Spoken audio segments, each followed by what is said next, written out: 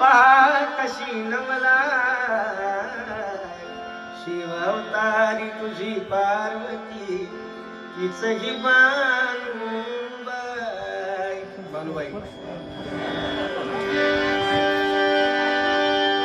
अंबाबाईच्या नावानं पावड पण आलाय बरं का. या सुरमकर ताई, खरंच सुरमकर कुटुंब आहे ना, खरंच दर्दी आहे. एकदा जोरात ताईसाठी पण टाळ्या वाजवायच्या.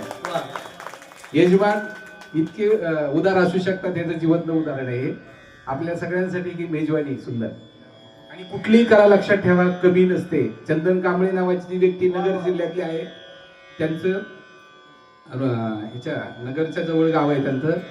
लावणी महोत्सवाला मी मोहिते पाटला मोहिते पाटलांच्या लावणी महोत्सवाला मी परीक्षक म्हणून त्या जाण्याच्या योगाला. अक्षरशः 11 लाख 15 लाखापर्यंत बक्षीस असतं.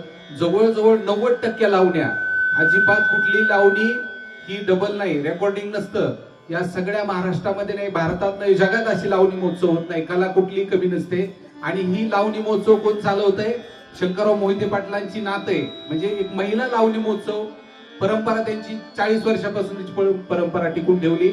या लावणी महोत्सवाला सगळं चंदन कांबळे नावाची व्यक्ती, जी आता सरांनी नाव घेतलं, पूर्ण महाराष्ट्रात त्यांनी गीत दिलेत.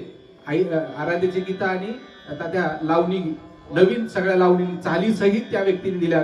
त्या व्यक्तीचं खरोखर महाराष्ट्रासाठी खूप योगदान आहे. कितीही पैशाची व्यक्ती मिळणार नाही, कला मिळणार नाही, हे जिवंत उदाहरण आहे. धन्यवाद, जास्त वेळ घेतला.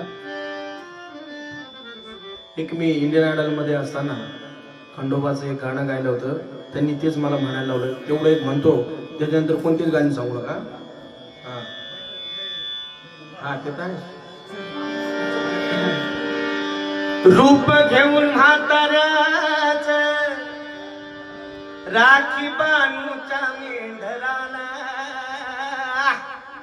असून जेजुरीचा राजा गेला बानूच्या वाड्याला.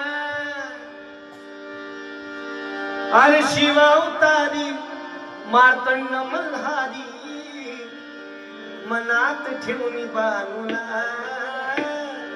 टाच मारून घोड्याला निघाला बानूच्या वाड्याला.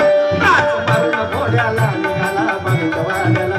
हे शिवावतारी मार्तंड मल्हारी, शिवावतारी मार्तंड मल्हारी मनात ठेवून बानूला. टाच मारून घोड्याला निघाला बानूच्या वाड्याला. टाच मारून घोड्याला निघाला बानूच्या वाड्याला.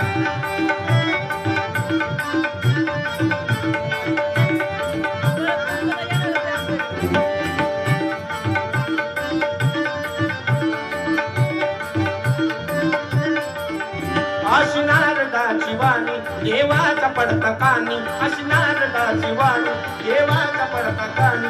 कर लावली नारदानी डावली कली माणसारानी. डावली कली माणसारानी. डावली कली माणसारानी. देव झाला म्हातारा फट पडली जोड्याला. देव झाला म्हातारा फट पडली जोड्याला. हाळसा पडली घोड्याला.